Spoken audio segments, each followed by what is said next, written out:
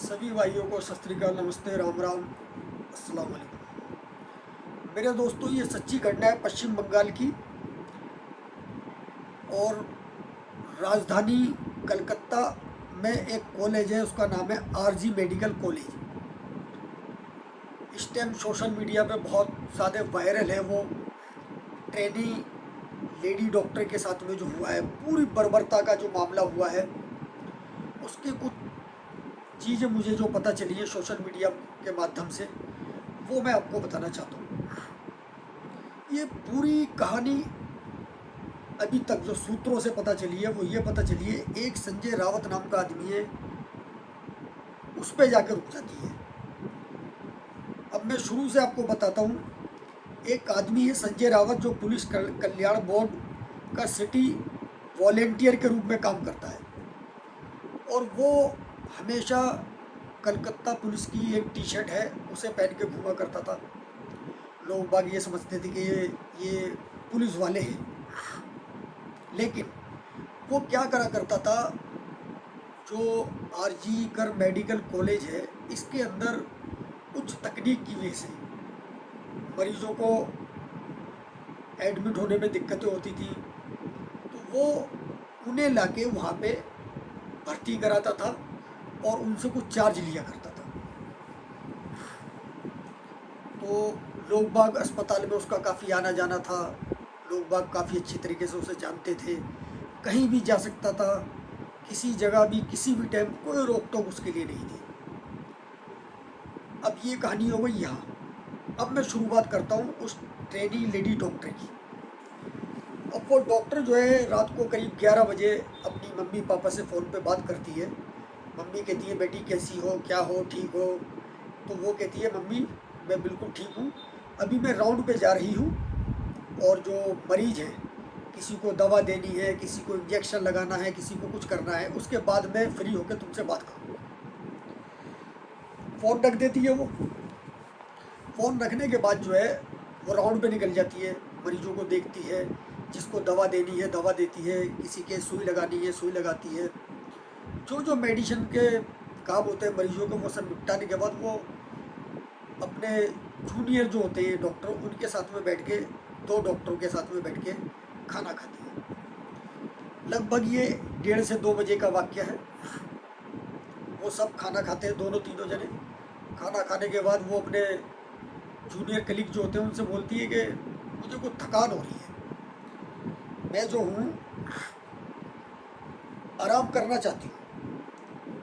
वो आराम करने के लिए जो है उसी मेडिकल कॉलेज के अंदर चौथी फ्लोर पे सेमिनार हॉल बना हुआ था, वो उस हॉल में जाके आराम करने के लिए लेट जाती है।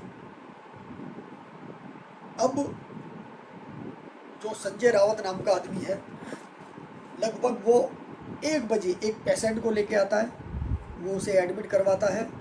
एडमिट करवाने के बाद जो है चला जाता है। फिर आधे घंटे बाद आता है, कितनी कार्रवाई हुई, क्या हुई क्या नहीं हुई, फिर वो उसकी रिपोर्टें वगैरह देखता है। फिर वहाँ से जो है चला जाता है लॉन में, जो बाहर गार्डन होता है, वहाँ पे जाके घूमने लगता है। घूमने के बाद लगभग टाइम हो जाता है, लगभग 3 बजे का समय हो जाता है, 3 पौने 3 का। वो वहाँ से चौथी मंजिल पे जो सेमिनार हॉल था स्टूडेंटों का, वो वहाँ पे पहुँच जाता है। वहाँ पे पहुँचने के बाद लगभग पौन घंटे 1 घंटे के बाद वो बाहर निकलता है और चला जाता है। यहाँ तक बड़ा शांतिपूर्वक माहौल है अस्पताल का, किसी को कुछ नहीं पता कि क्या हुआ है और आगे क्या होने वाला है। सुबह के लगभग 5:30-6 बजे सफाई कर्मी जब आते हैं, वो वहाँ पे जब देखता है, चीखना चिल्लाना शुरू कर देता है। उस सेमिनार हॉल के अंदर जो भीड़ इकट्ठी हो जाती है, सारे जूनियर सीनियर सब डॉक्टर जितने भी थे सब आ जाते हैं। तो वहाँ क्या देखते, एक लड़की अर्धनग्न अवस्था में पड़ी है और उसके शरीर के हर हिस्से से खून ही खून निकल रहा है।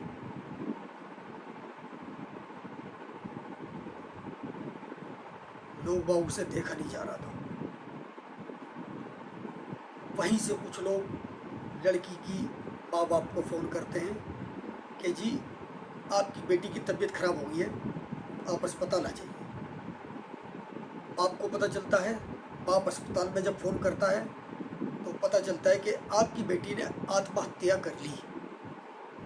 उन्हें बिल्कुल भी नहीं बताया जाता क्या मामला है क्या नहीं है। वो बेचारे भागे टेढ़े मेढ़े कैसे भी परेशान हालत में अस्पताल पहुंचते हैं। उसी हॉस्पिटल में जो आरजी कर मेडिकल कॉलेज है, वहाँ जब वहाँ पहुँचते हैं तो बहुत देर तक तो उन्हें देखने ही नहीं दिया जाता, क्योंकि पुलिस आ चुकी होती है, पुलिस अपना काम कर रही होती है। माँ बाप बड़ा परेशान के साथ क्या है, हमें देखने दो देखने दो।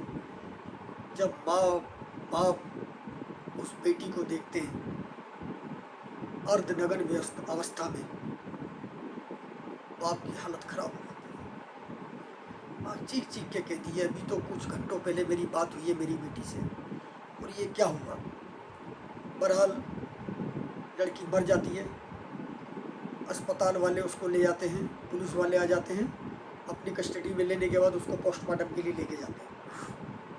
वहीं पे फॉरेंसिक टीम जब आती है, वहाँ पे क्या देखती है, सब सबूत इकट्ठे करने में एक ब्लूटूथ मिलता है, वही लड़की की डेड बॉडी के पास। अब उस ब्लूटूथ के जरिए वो अस्पताल में जो भी होते हैं आसपास में लोग बाग या जितने भी होते हैं, सीसीटीवी कैमरे खंगाले जाते हैं।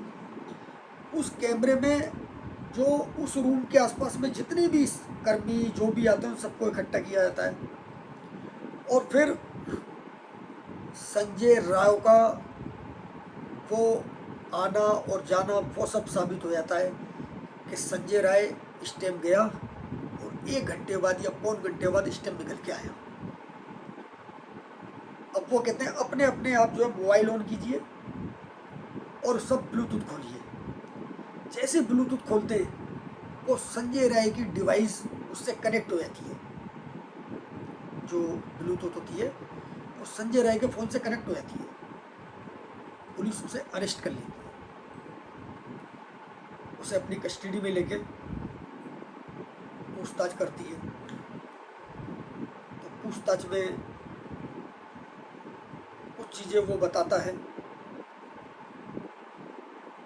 नहीं, एक चीज़ बताना भूल गया मैं। संजय रावत जो है इस काम को करने के बाद एक अपने कलीग के यहाँ जाके सो जाता है रात को, और वो रात भर सो नहीं पाता। यानी रात को जब सोता, सुबह को जब उठता है, वो सोचता है यार मैंने कितना घिनौना काम किया है। और वो दारू का बहुत शौकीन था, दारू पिए हुए था वो। अब पुलिस उसको ढूंढती है, फ़ोन करती है, तो वो सारे सबूत मिटा देता है, कपड़े बदल के आता है वो। लेकिन पुलिस जब अपनी कस्टडी में लेती है, वहाँ पे जो टीम होती है फॉरेंसिक टीम, वो उसके जूतों पे लगा हुआ खून हल्का सा पहचान लेते हैं, इसके जूतों पर खून लगा हुआ है। और जब मैच करते हैं, लड़की के खून से मैच हो जाता है, उसको अरेस्ट कर लेते हैं। वहाँ अरेस्ट करते हैं उसको। अरेस्ट करने के बाद जब उसका मोबाइल खंगालते हैं, तो मोबाइल के अंदर जो है पाया ही जाता है कि ये कुछ मानसिक रोगी है। उसके मोबाइल में सब उल्टी सीधी फिल्में पाई जाती हैं। और भी ज़्यादा पुलिस उसकी कुटाई पिटाई करती है, पूछती है, तो और भी कुछ निकलता है उसके पास से। लेकिन पोस्टमार्टम रिपोर्ट जब आती है लड़की की, उसमें उसके शरीर का कोई अंग ऐसा नहीं था जिसको उस संजय रॉय ने डैमेज नहीं किया। इतनी चोट पहुंचाई, उसकी नाक में से खून निकल रहा था, कान में से खून निकल रहा था, आँख में से खून निकल रहा था, मुंह में से खून निकल रहा था। तो पुलिस वालों ने जब उससे पूछा तो उन्होंने बताया कि लड़की ने जैसे फाइट करने की कोशिश करी, अपने आप को बचाने की कोशिश करी, तो हमने सर दीवार में मारा। लड़की चश्मा पहनी हुई थी, वो आँख में लगा, उसके ज़रिए से इसके मुंह में से नाक में से खून निकला। गर्दन की हड्डी टूटी। मतलब ऐसी बर्बरता उनने इस्तेमाल करी। बहरहाल ये पूरा की पूरा केस जो है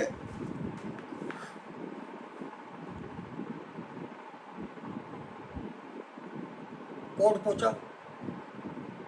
कोर्ट के अंदर जो है जज साहब ने अपनी धाराओं के मुताबिक उनको सजाएं दी और इस पूरे केस की इन्वेस्टिगेशन सीबीआई की डिमांड हो रही है, लेकिन वहाँ की पुलिस पूरी मुस्तैदी से अपनी काम कर रही है। मेरे दोस्तों, हमारे घर की धी बेटी औरतें, इनको अपनी लड़ाई अपने आप भी लड़नी पड़ेगी। घर से बाहर निकलती हैं नौकरी के लिए, किसी काम के लिए, ऑफिस के लिए, तो इनको सतर्क रहना पड़ेगा। हर तरीके से रास्ते में या ऑफिस में भेड़िए के रूप में जो इंसान मिलते हैं, उनको पहचानना बड़ा मुश्किल है। मेरे दोस्तों, मेरा मकसद किसी की भावनाओं को ठेस पहुंचाना नहीं है। मैं ये चाहता हूँ आप सतर्क रहें, जागरूक रहें, हर आने वाले खतरे से होशियार रहें। आप अपने घर में अपनी धी बेटियों को जब भी घर से बाहर जाएं, उन्हें पूरी तरीके से समझाएं। किसी भी इंसान पर भरोसा ना करें घर के बाहर। अगर मेरा वीडियो पसंद आया, लाइक कीजिए, शेयर कीजिए, सब्सक्राइब कीजिए दोस्तों। जय हिंद दोस्तों।